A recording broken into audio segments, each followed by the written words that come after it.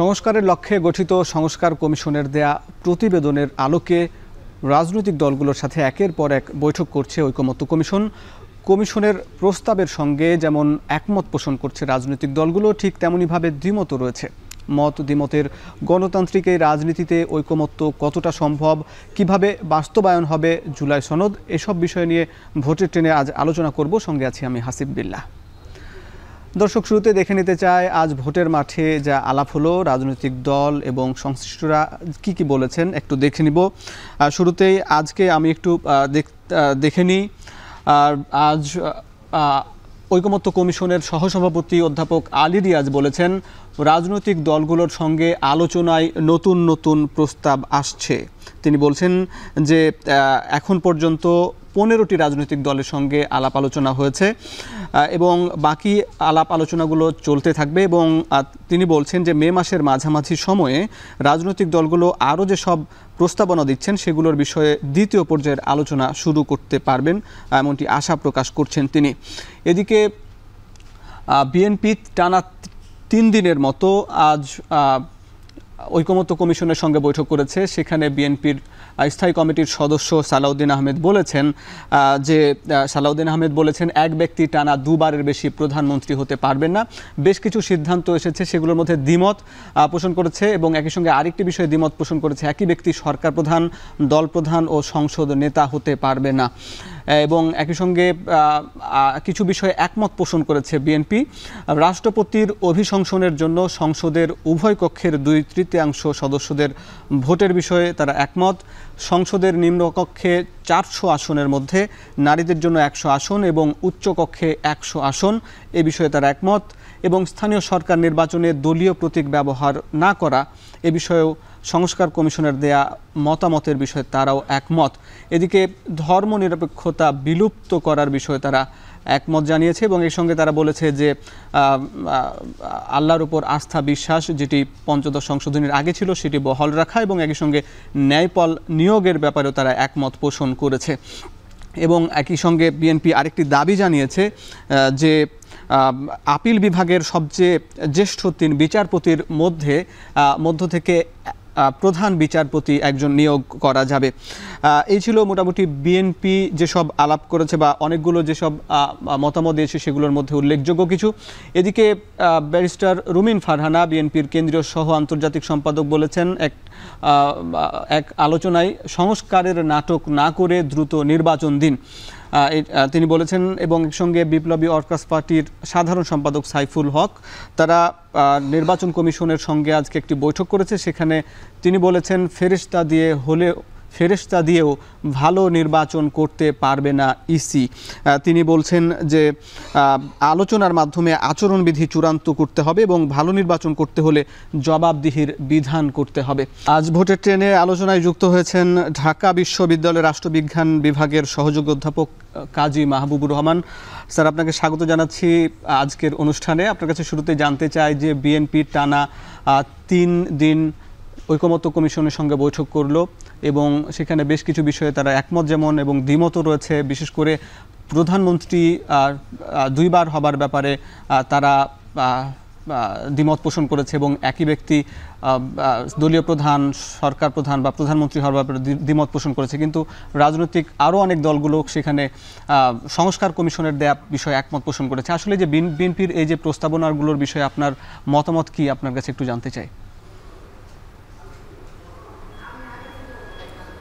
আচ্ছা, প্রথমত কথা হলো যে রাজনৈতিক দলগুলো যে মতামতগুলো দিচ্ছে সেক্ষেত্রে সরকার কিভাবে রাজনৈতিক দলগুলোর মতামতকে ওয়েট করবে? এটা কি কয়টা রাজনৈতিক দল একটা বিষয়ে মতামত দিল সেই বিষয়টা, নাকি কোন মতামত সরকারের সাথে মিলে গেল সেই বিষয়টা, কোনটা প্রাধান্য দিবে সরকার? এটা কিন্তু সরকারের জন্য একটা চ্যালেঞ্জ। আমি হঠাৎ করে খেয়াল করলাম যে ইদানিংকালে যে আপনিও উল্লেখ করলেন যে 15টা দলের সাথে অলরেডি সরকার ঐক্যমত কমিশন বসেছে, কিন্তু এই বসার ফলে এই 15টা দল যদি একটা ইস্যুতে 15 রকমের মতামত দেয়, তাহলে সরকার কোন মতামতটাকে অ্যাকসেপ্ট করবে, কোন প্রক্রিয়া করবে? অথবা 15টা দল যদি কোনো একটা বিষয়ে দেখা গেল 7টা দল একটা মতামত দিয়েছে, 8টা দল আরেক রকম মতামত দিয়েছে, তাহলে সরকার কিভাবে এই ক্ষেত্রে ঐক্যমত্য নিয়ে আসবে? এবং আমরা দেখছি যে গত 15টা দল যারা গিয়েছে তারা প্রত্যেকে কিন্তু ম্যাক্সিমাম ইস্যুতেই তাদের মতামতের মধ্যে মতবিরোধ আছে। এক এরা যেমনভাবে রাজনৈতিক দলগুলোর মধ্যে মতবিরোধ আছে, আবার অন্য ক্ষেত্রে দেখেন রাজনৈতিক দলগুলো যে প্রস্তাব দিচ্ছে তার সাথে কিন্তু সরকারেরও একটা মতবিরোধ আছে। তো এই অবস্থায় আপনি কিভাবে কাজটা করবেন, আমরা সেটাই ভাবছি যে ঐক্যমত্য কমিশন আসলে নিজে কিন্তু কখনো বলে নাই কোন প্রক্রিয়ার মধ্য দিয়ে সে ঐক্যটা নিয়ে আসবে।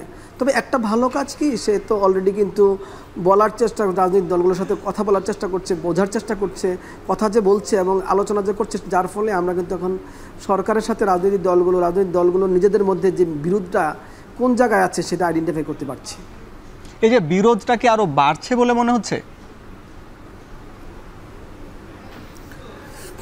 বিরোধ তো বাড়া বা কমার ব্যাপার না, আমরা এতদিন পর্যন্ত বুঝতে পারি নাই যে কে কোন ইস্যুতে একমত বা দ্বিমত, কোন ইস্যুগুলো কার কাছে পছন্দ কার কাছে অপছন্দ।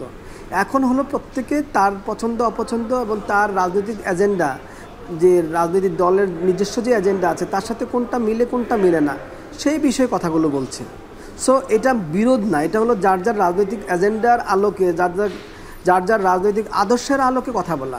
তো এটা তো প্রত্যেকটা রাজনৈতিক দলের আদর্শ আলাদা আলাদা থাকবে এবং তারা আলাদা আলাদা কথা বলবেই, এটাকে বিরোধ বলার কি আছে? আপনি যেমনটি বলছিলেন যে রাজনৈতিক দলগুলো তাদের নিজস্ব অভিমত থাকবেই, কিন্তু এটি আমরা যেমন দেখি ঠিক একই সঙ্গে গণঅভ্যুত্থানের পরেও বিভিন্ন বিষয়ে দ্বিমত দেখেছি এবং রাজনৈতিক মহলে আমরা দেখেছি বিভিন্ন অস্থিরতাও বিরাজ করে। আসলে এই যে এই সংস্কার ইস্যুতেও যদি তারা রাজনৈতিক দলগুলো একমত না হয়, বিশেষ করে বিএনপির যে দাবি প্রধানমন্ত্রীর ক্ষমতা নিয়ে এবং দলীয় প্রধান এবং সরকার প্রধান এক হওয়া না হওয়া নিয়ে, এই যে মৌলিক দাবিগুলো নিয়েও যদি একমত না হয় তখন কি দেশে বিশৃঙ্খলা আরও বাড়বে বলে মনে হয় কিনা?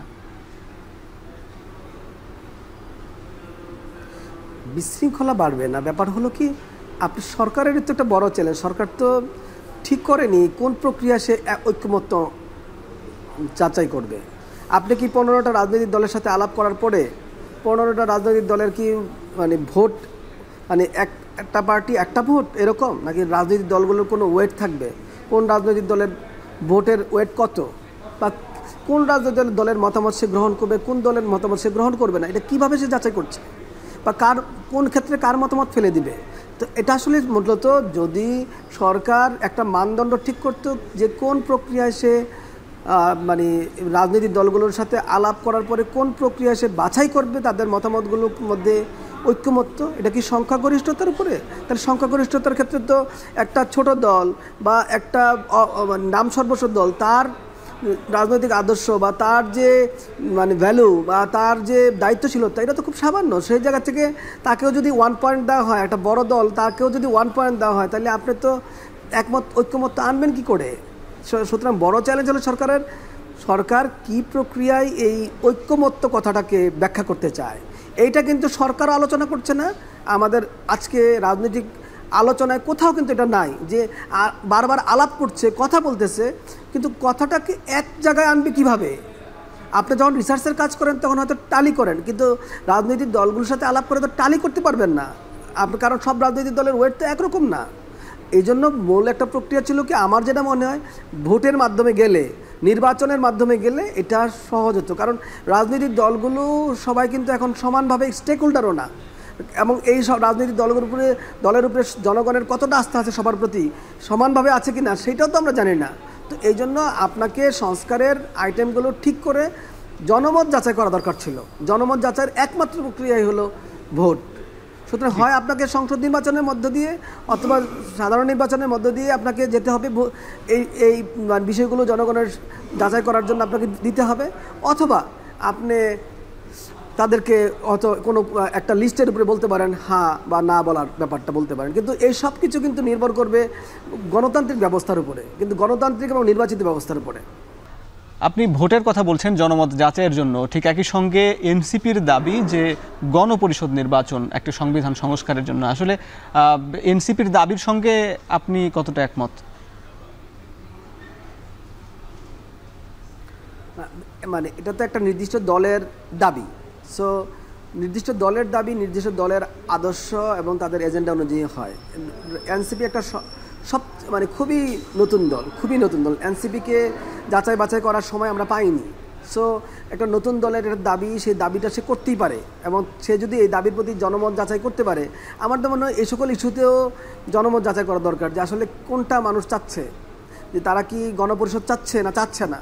এক্ষেত্রে মানুষের মতামত যাচাই করা দরকার ছিল। এইভাবে যদি আমরা রাজনৈতিক দলগুলোকে মানে এক একভাবে এক একটা দলকে মূল্যায়ন করতে থাকি এবং সবাইকে সমানভাবে ওয়েট দিতে থাকি, অথবা আমরা যদি রাজনৈতিক দলগুলোর সাথে আলাপ করে সব ঠিক করে ফেলি, তাহলে জনগণ আছে কেন?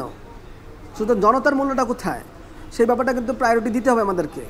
জনগণ কীভাবে তার মতামতটা প্রকাশ করলো যে আপনি যে সংস্কারের ব্যাপারে এই 10টা ইস্যুতে একমত হলেন, এই 10টা ইস্যু কি জনগণ একমত? আপনি কিভাবে যাচাই করলেন? কারণ এই রাজনৈতিক দলগুলোর ম্যাক্সিমামে এখন নতুন, আর যে সকল রাজনৈতিক দলগুলো পুরাতন আছে তাদের কিন্তু যাচাই হয় নাই 2008 সালের পরে। আর সো এই রাজনৈতিক দল, পুরো রাজনৈতিক দল ব্যবস্থার উপরে মানুষের আস্থা কি আছে, কি লেভেলে আছে, তারা কিভাবে চিন্তা করছে, এগুলো কিন্তু আমরা কিছুই জানি না। সরকারের ব্যাপারেও কিন্তু আমরা জনগণের আস্থা এভাবে যাচাই করতে পারি না, যদিও এটা গণ অভ্যুত্থানের মাধ্যমে একটা সরকার। সুতরাং গণ অভ্যুত্থানেই এই সরকারের বৈধতা ঠিক আছে, কিন্তু জনমতটা যাচাই করা কিন্তু সময়ের প্রেক্ষিতে হয়, 2 মাস 3 মাস 6 মাস 8 মাস 1 মাস 1 বছর পরে হয়। তো সো সময়ের প্রেক্ষিতে কিন্তু পরিবর্তিত হয়, এই জায়গাটা কিন্তু কিছুই আমরা জানি না। আমার কাছে মনে হয় কি সরকার একটা কোড অফ কন্ডাক্ট, একটা রুলস তৈরি করা দরকার, একটা মেথড জানানো দরকার নাগরিকদেরকে, সারা দেশকে, যে তারা কোন প্রক্রিয়ায় ঐক্যমত্য চাচ্ছেন, ঐক্যমত্যটা কনসেনসাসটা কোন জায়গায় আসবেন, তারা কিভাবে আনবেন, প্রক্রিয়াটাও তাদের জানানো দরকার। জি, বলছিলেন যে মানুষের মতামত যাচাইয়ের জন্য একটি গণভোট প্রয়োজন। এখন আবার একই সঙ্গে আলাপ আছে যে এই ডক্টর মোহাম্মদ ইউনূসের এই সরকারকে আরও দীর্ঘমেয়াদে, কেউ কেউ বলছেন 5 বছরও রাখার দাবি করছেন। আসলে সেটার জন্য কি গণভোট হতে পারে কিনা?